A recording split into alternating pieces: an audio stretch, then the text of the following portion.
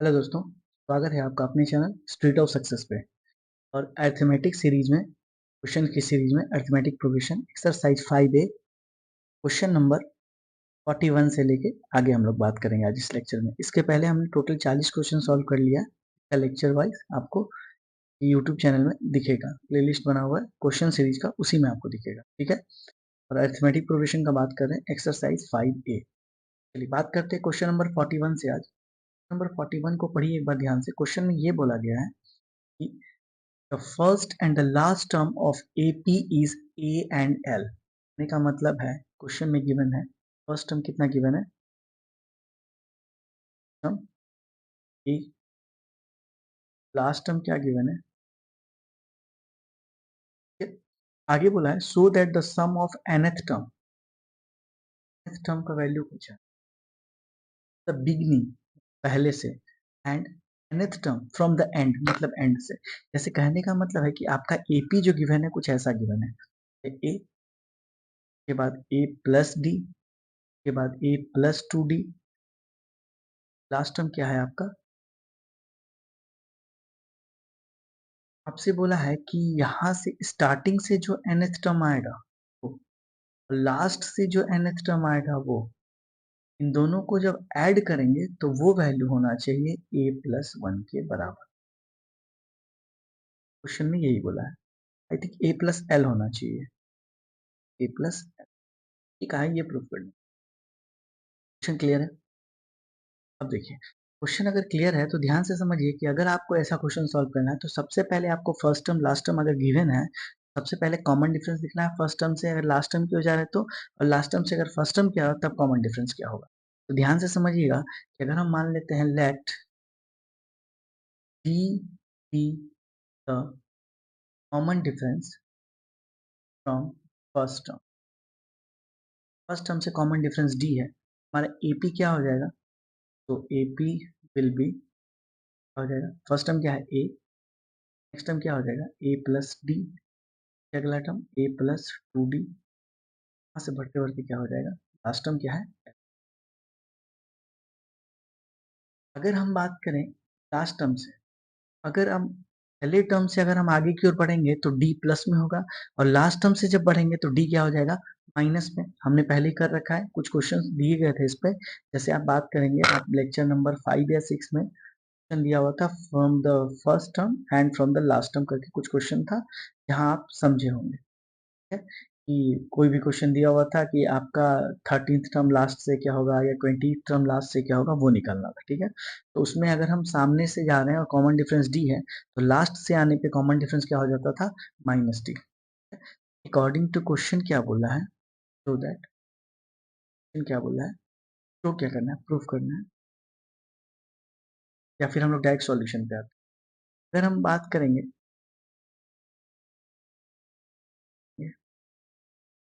nth term from beginning plus nth term from last from, ये value कितना होना चाहिए ए प्लस एल के बराबर। nth टर्म फ्रॉम अगर बिगिनिंग का बात करें तो ये हो जाएगा a plus N minus 1 into d. nth term अगर लास्ट की बात करें तो यहाँ पे फर्स्ट टर्म क्या हो जाएगा, लास्ट से आएंगे तो L L plus N minus 1, और डी अगर इधर से कॉमन डिफरेंस है तो लास्ट से आते टाइम कॉमन डिफरेंस क्या हो जाएगा माइनस डी।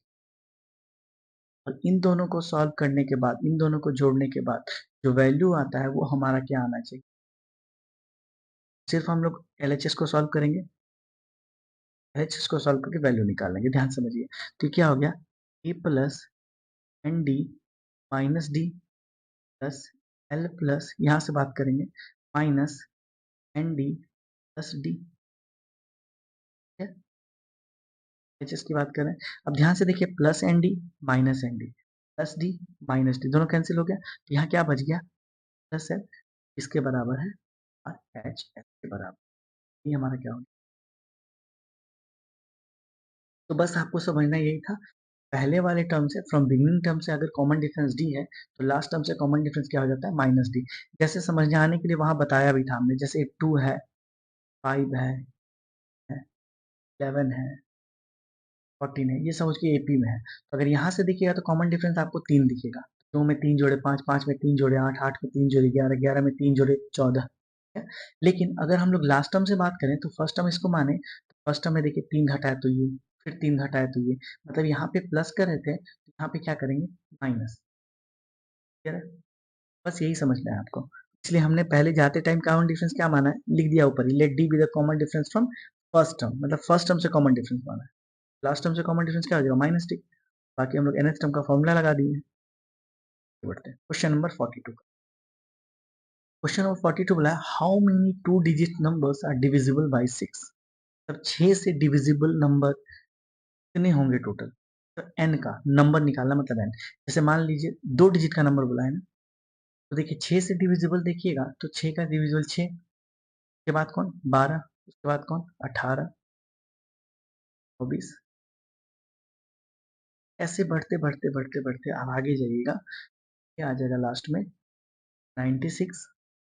ये 6 से लगाना है तो 6 से डिवाइड कीजिएगा 100 को, 100 नहीं लगेगा, 6 काम 6, 4 40, 6 छक 36, यहाँ 4 रिमाइंडर आया तो 4 घटाने के बाद कितना आएगा 96। लास्ट टर्म 96 है, उसके बाद आ जाएगा 3 डिजिट का, हमसे कितना डिजिट पूछा है 2 डिजिट का, मतलब 6 होगा नहीं, 12 से लेके कहाँ तक 96 का, 96 तक।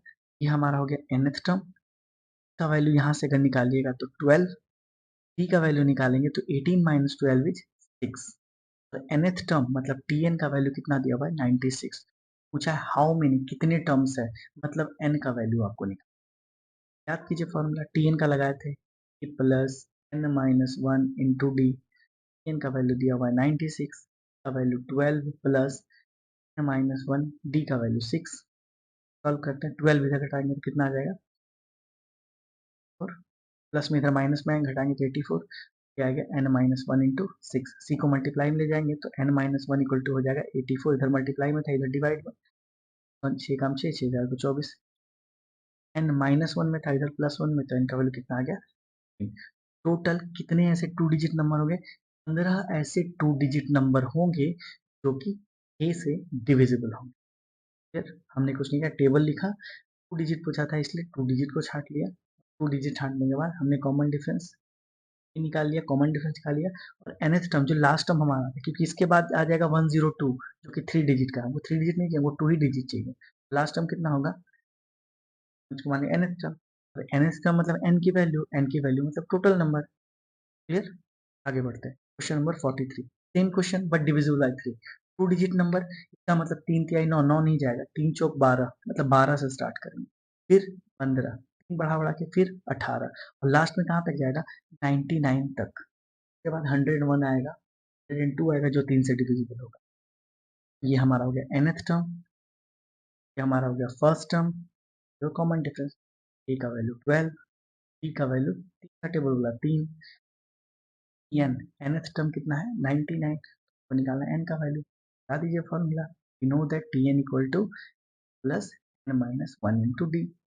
tn का वैल्यू कितना 99 equal to 12 plus minus one into three, 12 subtract करेंगे, 9 में से 2 गया 7, 9 में से 1 गया 8, ये 3 मल्टीप्लाई में आके डिवाइड में, माइनस वन 3 से काटेंगे, 3 दूनी 6, 3 नंबर 27, n का वैल्यू यहाँ से निकलेगा, ये माइनस में है प्लस में, 29 प्लस 1 इज 30। टोटल 30 ऐसे नंबर होंगे दो डिजिट के से डिविजिबल होंगे।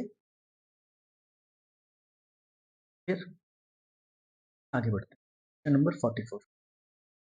क्वेश्चन ये बोला कि हाउ मेनी, यहाँ देखिए अब 3 डिजिट का बात कर रहे हैं, किससे डिविजिबल 9 से डिविजिबल। अब देखिए 9 से डिविजिबल मतलब 99, दो डिजिट है, ये बाद जो 9 आएगा मतलब इसमें 9 जोड़ने पर भी तो अगला 9 आएगा, है कि 9, 9 के बाद कौन 18, 18 के बाद कौन 22, हम लोग क्या करें 9 जोड़ ही तो रहे हैं, इसका मतलब 99 टू डिजिट का नंबर है, हमको 2 नहीं चाहिए, हमको 3 डिजिट चाहिए, तो इसमें 9 जोड़ेंगे तो आएगा 108, यहाँ से 3 डिजिट स्टार्ट होगा, अगला 9 8 17, 117, फिर 9 9 7 16, 126, ठीक है, बढ़ता बढ़ता कहाँ तक जाएगा एंड लास्ट 3 डिजिट नंबर 999, ये तो हर कोई जानता है। उसके बाद 4 डिजिट का स्टार्ट हो जाएगा, तो हम इसको मान लेते हैं कि nth टर्म है, ये हमारा फर्स्ट टर्म है, कॉमन डिफरेंस निकाल ही सकते हैं, ए का वैल्यू है 108, डी का वैल्यू है 1 एंड 17 में घटाएगा तो आएगा 9, क्योंकि 9 हमारा डिविजिबल 9 का ही मल्टीपल पूछा था, 9 से डिविजिबल होता 9 का मल्टीपल। पी एन का वैल्यू कितना 999, चाहे हमसे कि टोटल कितने नंबर में एन का वैल्यू निकालना है। याद कीजिए हमने फॉर्मूला पढ़ा था a plus N minus one into d का वैल्यू है 999, वैल्यू है 108 प्लस माइनस वन और डी का वैल्यू है 9। 108 से सब्ट्रैक्ट किया, 9 में से 8 गया 1, यहाँ कितना बचा था 9, 9 और 9 में से 8, तो डिवाइड किससे करेंगे 9 से, क्योंकि मल्टीप्लाई में एन माइनस वन, 9 से करेंगे 9 9 81 और 9 9 81, एन का वैल्यू यहाँ से कितना आ जाएगा, माइनस में है 1, 9 प्लस 1 इज 8। टोटल 100 ऐसे टर्म होंगे 3 डिजिट के जो 9 से डिविजिबल होंगे। क्लियर, आगे बढ़े नंबर 45। देखिए यहाँ पे बोल दिया है कि हाउ मेनी नंबर्स, कितने नंबर्स में ऐसे टर्म होंगे जो 101 से लेके 199 तक होंगे, लेकिन कंडीशन क्या बोला है कि 2 और 5 दोनों से डिविजिबल हो। अच्छा ध्यान से देखिए, अगर आपसे बोलता है कि 2 और 5 दोनों से डिविजिबल होंगे, अगर हम 2 का मल्टीपल लेंगे तब भी वैल्यू नहीं आएगा, और 5 का मल्टीपल लेंगे तब भी 2 से नहीं घटेगा। जैसे 2 का मल्टीपल लेते हैं 6, 5 से डिविजिबल है नहीं है। 2 का मल्टीपल लेते हैं 8, भी नहीं है। अच्छा 5 का मल्टीपल 5 लीजिए, 2 से डिविजिबल होगा नहीं। 15 लीजिए, 2 से डिविजिबल होगा नहीं। इसका मतलब हमको ऐसा नंबर चाहिए जो 2 और 5 से दोनों से डिविजिबल हो। जब कभी ऐसा क्वेश्चन दे तो कुछ नहीं, जितना नंबर बोला है सारे नंबर का एलसीएम निकाल दे। 2 और 5 का एलसीएम कितना दिखेगा, इसका मतलब हमको 2 और 5 का नहीं चाहिए, हमको किसका चाहिए 10 का चाहिए। तो 10 का 101 के बाद, 101 तो होगा नहीं, 101 के बाद 10 का सबसे पहला कौन आएगा 110, फिर उसके बाद अगला कौन 120, के बाद अगला कौन 130, ऐसे बढ़ते बढ़ते लास्ट नंबर 990, उसके बाद 1000 आ जाएगा, जो कि 999 से ज्यादा है। 1000 वाला वैल्यू हमको तो लेना नहीं है, तो लास्ट वैल्यू कहाँ से, उनके बीच में लेना है, मिडिल में। हमारा 110 से स्टार्ट होगा, कहाँ तक जाएगा 9 तक, 990 तक। हमारा हो गया ए, कॉमन डिफरेंस तो निकाल ही सकते हैं, ये हमारा हो गया nth टर्म। और पूछा टोटल टर्म, मतलब n का वैल्यू निकालना है। ए इक्वल टू कितना गिवन है 110, कॉमन डिफरेंस कितना है 120 में से 10 घटाएंगे तो 10 आया था। nth टर्म का वैल्यू कितना था 990, तो पूछा था n का वैल्यू निकालिए। pn का फॉर्मूला हम लोग जानते हैं, a plus N minus one into d, n की वैल्यू दी है 990, ए का वैल्यू है 110 प्लस माइनस वन और डी का वैल्यू है 10, तो 10 अगर घटाएंगे तो ये आएगा 880, 10 से डिवाइड करेंगे तो यहाँ आएगा 10। फिर एक शून्य से एक शून्य घटेगा, n माइनस वन की वैल्यू आ गई, n की वैल्यू चाहिए तो माइनस वन उधर जाके प्लस में हो जाएगा, तो n का value 80 but plus one is 89, ये हमारा हो गया आंसर।